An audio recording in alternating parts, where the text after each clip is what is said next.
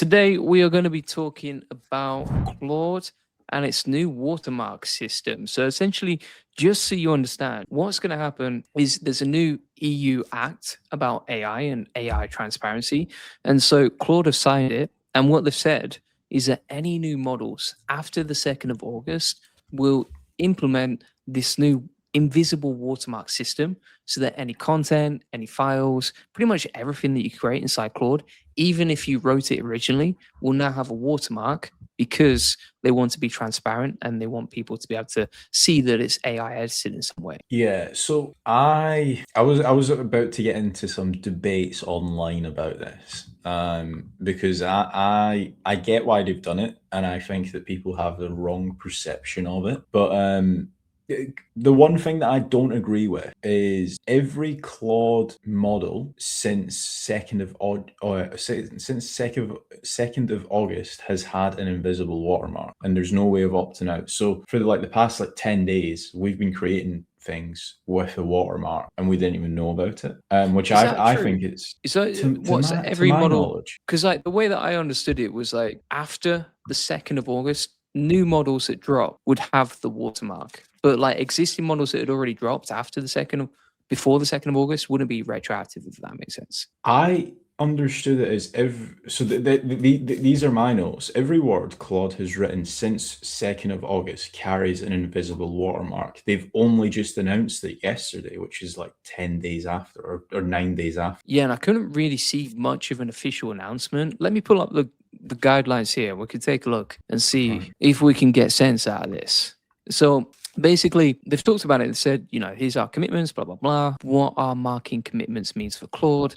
And then it says new models will mark AI generated content from day one. So new models launched in the EU on or after August 2nd will support machine readable marking at launch. Yeah. Now, Which is existing basically models. what you were saying. Yeah. And then existing models are in progress. So there's a transition period for Anthropic models launched before August the 2nd, and they're working to add marking support for those models too. So what a lot of people were saying is like this is primarily from the SEO community, and they're like, oh, it's to combat AI SEO content, and I'm like, SEOs just think they're so much bigger than what they actually are, to the I point know. where like this has nothing to do with SEO. Well, I mean, like it can be used against SEOs, but it's got nothing to do with SEOs. My thought process is they've added this in for example, let's say I created an AI avatar video, and it's to do with like a politician,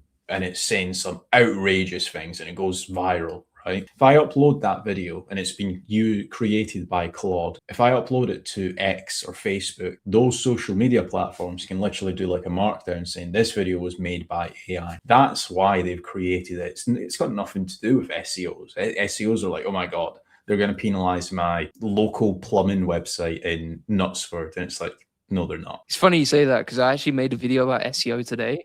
And when I posted it, someone posted in the comments like, what is SEO? Like most people don't even know what it is. Exactly that. So this to me, like, this is just like I almost think the SEO industry at times, it's like it's like the popular kid at school, and you fast forward like 20 years and they're no longer the popular kid, but they're still trying to be the popular person. It's like, chill out. Yeah, that's it. I mean, Google has already been doing this for 2 years as well. So like if you've been using Veo or you've been using, for example, the image generator, Nana Banana, if you've been generating your content at all or even editing it or even writing your emails with Gemini, it will have some sort of watermark in it. They've been implementing that since 2024. So it's not like a big deal in that way. And also from Google's perspective, like they serve AI reviews every day. Like 48% of searches have AI reviews on them now anyway. So it's like they don't care if it's AI generated or not. Yeah, I think the main reason why they've done this is to combat against like AI slop. Like, I don't know if you've ever opened up X like in the last 6 months, the amount of AI crap on there, and you're like, even now to this day, I'm like, is that AI? Is it real? I don't know. So I think it's to combat that type of stuff, and I also think it's probably to help like the older generation, because the older people just do not know if it's an AI video, if it's an AI image, if the massive block of text that they've just read, if that's AI. So I think it's more to combat that than SEOs. Yeah, I mean, they're totally like on Instagram, that generation, like 50 plus, a lot of them are struggling with AI. Like, I don't know about you, but I've heard all sorts of tales of like my mate's dad send them a video thinking it's real, but it's actually like, the AI generated slop. It's scary, mate. Like, even my dad's sending me stuff, and I'm like, is he sending me it because he thinks it's cool or because he believes it? And I'm like, I don't even want to get in this conversation. That's the problem. That is the problem right there. And then also EU Act has come out. So it's like Claude have got to do something about this, because if they don't, they're the ones who are going to be held accountable. Like the individual creator rarely gets held accountable in those situations, but it's usually like the tool, or the software, or the even the platform themselves.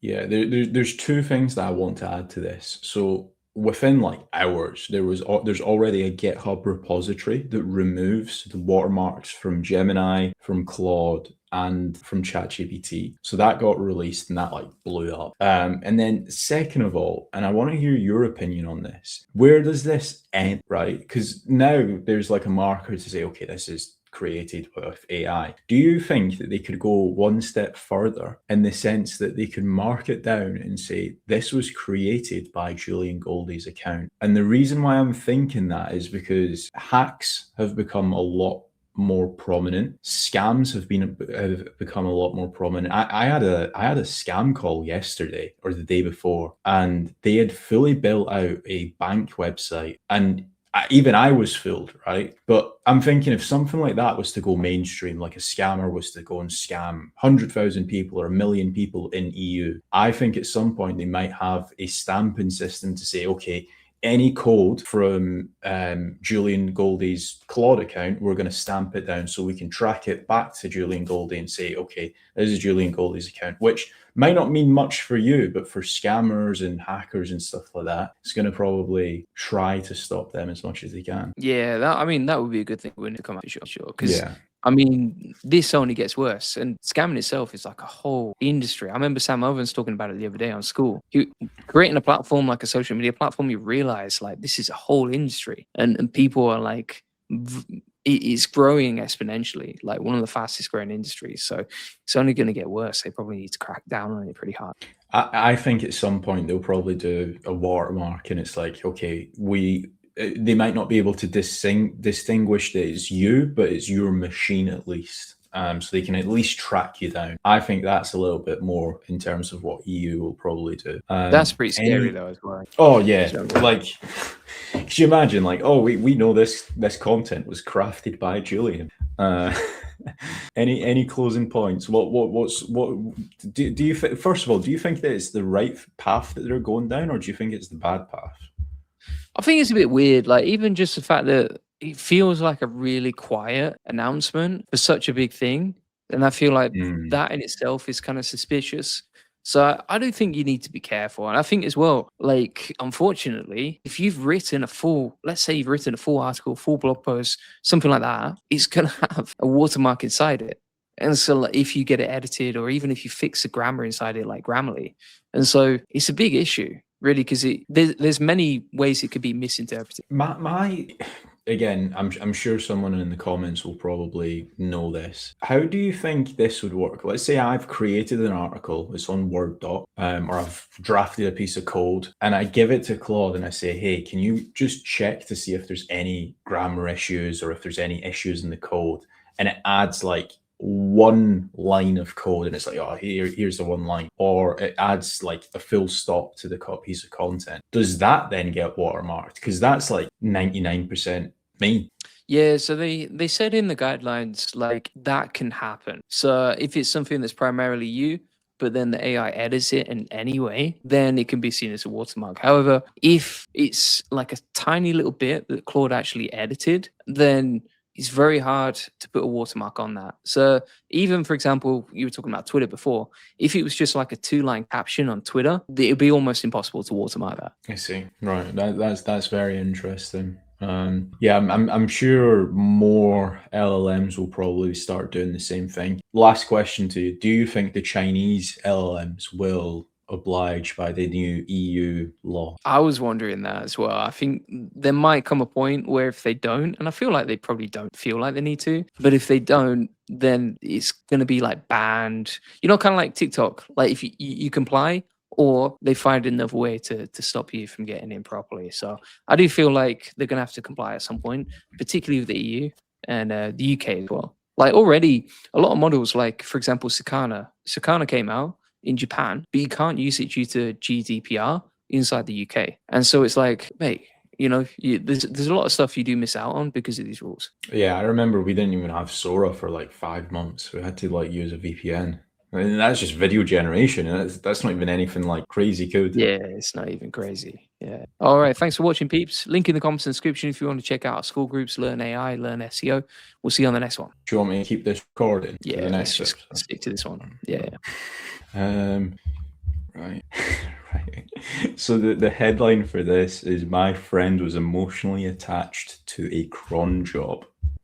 So this is like AI boyfriend almost, or like an automated boyfriend. I don't know how you want to word that one. All right. Let's try this. So today we're going to be talking about automated boyfriends and the problem with scheduled tasks. And if you're not sure what that means, we'll come on to it in a second. But essentially, someone got into trouble in their relationship, and we're getting emotional today because they scheduled a task that automated their responses to their girlfriend, pretty much, right? Yes. Let me pull up the tweet. This tweet like blew up, by the way. So 1.2 million views in 18 hours. And the headline basically is "My friend was emotionally attached to a cron job." So basically, this girl's friend was basically in a relationship, and she noticed something very weird. Her boyfriend was like constantly checking in on her, saying like good morning messages, like booking like dinner dates, all the stuff that women like. And she realized that it's not actually the guy. The guy's just automated the relationship. So yeah, first of all, what's your thoughts on this, Julian? I was looking at that tweet then. I think I saw an M dash, and I was like, has she been posting with AI to post and complain about her boyfriend using AI? She might have done, mate. But I think that he might have got the idea. There was a South Park episode where basically all the guys were using ChatGPT to reply to their girlfriends, and like super long stuff, like with full love letters and everything like that.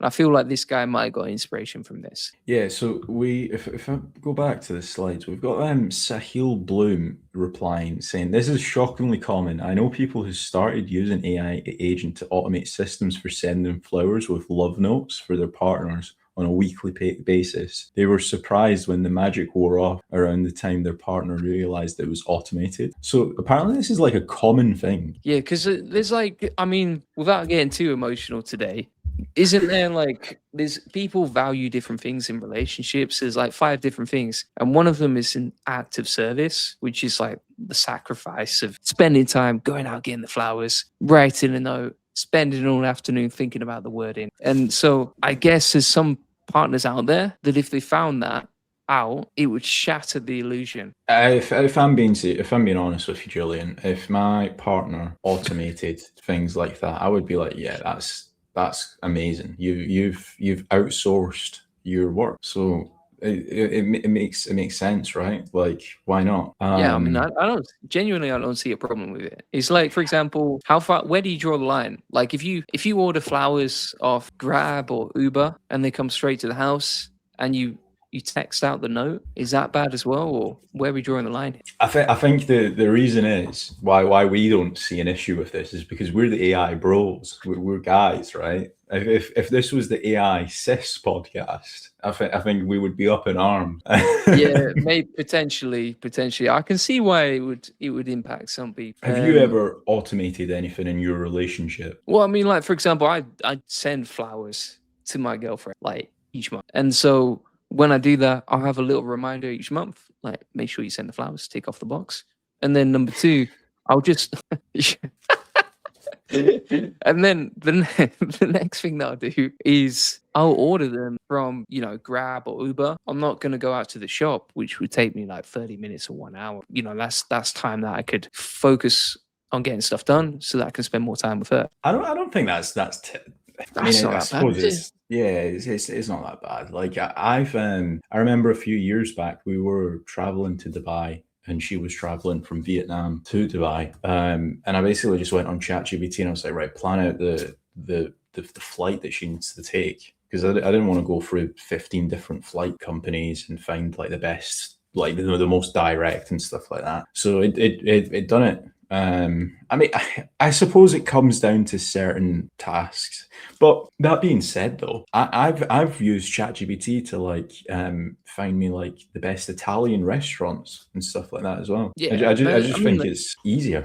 like imagine, for example, I mean, like being in Thailand, right? Like, there's a lot of women who don't speak English, so they'll use ChatGPT when they're messaging like the boyfriend, and the boyfriend, the ChatGPT will write the message and translate it for them, and so like that is kind of automating the conversation. They'd be better off on Yeah.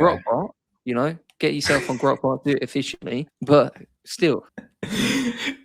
I've just got the image of like a Thai lady like opening up Hermes bot to reply back to her boyfriend now. Just watching like a Cats for Dash tutorial. Okay, so we're gonna download Grokbot, set up the lover as a team member. I mean, they'd be watching your videos. You're the one ranking for everything to do with Hermes. I reckon you've got shares in it, mate. This is true. If it wasn't open source, I think even like most open source companies, they don't even. I mean, Hermes definitely do, but most open source companies, they don't like a bank account. But yeah, that's a whole different topic. But yeah, dominating for Yeah. those Hermes keywords. I think, and again, it's probably down to the person. I think this is more of like a Western problem. Like I personally don't see an issue with it. Not at all. No, I don't see it at Like, all. I mean, maybe it's there's because we're bigger like, issues. it might be because we're quite logical people, and like, there's probably emotional people who out there are like, where's the romanticism in ChatGPT? Where's the sentimentality of that? But Like for example, like my partner's like mum and dad and stuff. They don't speak any English, and I've done the translate thing and stuff, and they appreciate it. They get it. So yeah, I'm fine with this. Like, yeah, it's totally fine with me. Yeah. yeah. At the same time, if my girlfriend was sending me AI Slop, that's a whole different story. Like, I'm not gonna waste my time with that. Could you imagine just like like she doesn't even reply in like text messages. It's like it's like a PDF of like 60 slides, and you need to like go through it all on your phone. Or it's like with EM dashes, everything. You just like hey, what you up to? And they send over and like it's a hey gen avatar just in the gym or something like that. And you're like, I don't believe it. A hey gen avatar with a female character but a male voice. Yeah, exactly. Yeah, or like super monotone robotic voice. There you go. Yeah. So basically, our conclusion is if you can use AI with just make certain it's like high quality. Exactly. Yeah. If you filter out the AI slop, no problem. If someone wants to learn about creating high quality AI content in video format, text, and audio format, where should they go, Julian? They can check out the AI Profit Boardroom and also the new search link in the comments and description.